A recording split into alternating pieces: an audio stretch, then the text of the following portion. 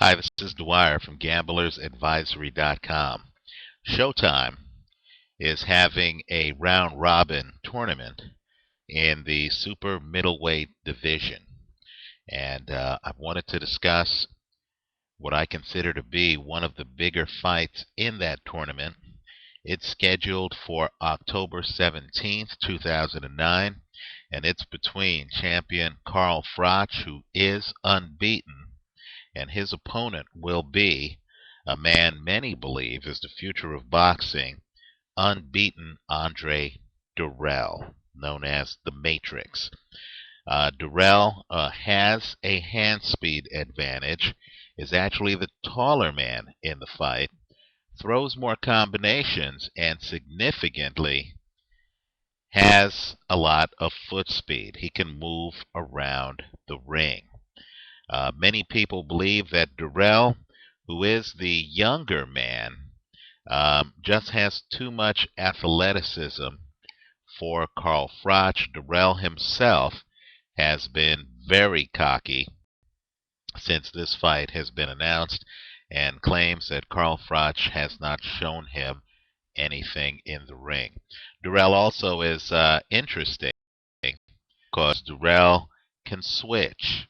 Even though he's listed as an orthodox fighter, Dirrell can actually fight southpaw, and he's one of the few fighters in the sport who actually is effective both as a righty and as a lefty. Now, all of that said, I'm taking Carl Froch in this fight for a few reasons. First, the fight is in Nottingham. It is in Carl Froch's backyard. Even though Dirrell does have international experience, extensive experience as an amateur, Olympic experience, I do not believe that Andre Dirrell is fully prepared for a UK boxing crowd and the hysteria that will come from Britain's best fighter fighting in front of his crowd. By the way, when I say the UK's best fighter, understand I consider Joe Calzaghe to be retired. I do have questions about David Haye, and I like Amir Khan, but it wasn't too long ago that Amir Khan was on his back against Prescott. Carl Froch has never been beaten. Let's talk about other reasons why Carl Froch should win this fight. Let's talk styles. Carl Froch, it's true, doesn't have the hand speed of Andre Dirrell, but understand that Carl Froch is a very highly skilled, very difficult fighter to fight because Carl Froch uses distance. He's one of the few fighters who's very calm and who can use distance in the ring to fight a long fight. In other words, he's very hard to reach because he's more than an arm's length away from you. Even though he keeps his hands low, it's very hard to hit him because of the distance. And as you come to him, you play into his strengths because he can throw very hard punches accurately from long range. Where Carl Froch has holes in his game, and you saw it firsthand during the first half of the Jermaine Taylor fight. Where he has holes in his game is if a fighter can get up on him, a fighter who has hand speed and who can throw combinations. If a fighter can close that distance between himself and Froch and do so with good defense, able to pick off Froch's shots, and it's very hard to do so because Froch throws the punches from weird angles, then Froch simply isn't defensively oriented enough to handle a quick-handed, accurate fighter who can jump in and do damage. In other words, someone like a Manny Pacquiao, and granted, Pacquiao's a completely different weight class, much smaller, But if someone had Manny Pacquiao's fighting style, I believe Carl Froch would have problems. I believe Froch is lucky, quite frankly, based on styles. My assessment of the styles, I believe he's lucky not to have fought Joe Calzaghe, because I believe Joe Calzaghe has exactly the kind of style that I'm talking about.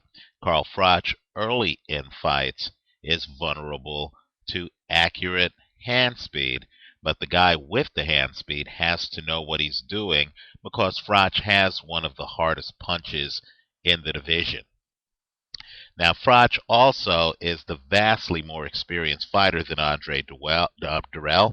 I'll put it to you this way. Carl Froch has knocked out more people than Andre Dirrell has had fights.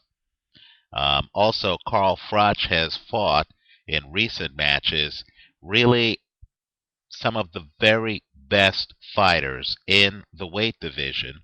He beat Jean Pascal, and understand Pascal, who's underrated, then proceeded to gain weight and actually beat an undefeated light heavyweight champion, Diakanu. And Pascal is clearly an elite fighter. Understand, he is one of the reigning light heavyweight champions. He's only lost once in his career, and that was to Carl Froch. Also, Froch did come back and did beat Jermaine Taylor, who, understand, has only officially lost to two men, Carl Froch and Kelly Pavlik. So Carl Froch has faced cream of the crop type guys. Andre Dirrell has not. So for all of Dirrell's capabilities, at the end of the day, Andre Dirrell is a guy with 18 pro fights, and he's fighting a champion who has more pro fights, is unbeaten, is fighting before his crowd, and more importantly, is very hard to hit. And not hard to hit, excuse me. He's very hard to fight because of his ability to go in and out, and he hits very, very hard. Now, where the fight gets interesting is that Carl Froch was on the canvas. It was not a flash knockdown against Jermaine Taylor. The first half of the Taylor fight, if you're a Froch critic, would be the blueprint that someone like Andre Dirrell would want to watch and use to try to not just win rounds, but to try to stop Carl Froch, because I believe he understands Carl Froch has the stamina advantage hands down. In fact, Andre Dirrell has rarely gone the distance in his fights. Certainly he hasn't gone 12 rounds of late. In fact, let me look through his record briefly. I don't believe Andre Dirrell has ever gone 12 rounds in his entire career. And understand, Carl Froch is a very hard man to fight, because the threat of being hit with very hard brick punches will be evident for all 12 rounds. So I feel that for Dirrell to win, he's going to have to come in and he's going to have to stop Carl Froch. I believe that Froch, given Dirrell's lack of stamina in his past, I believe Carl Froch will likely be going for the knockout as well.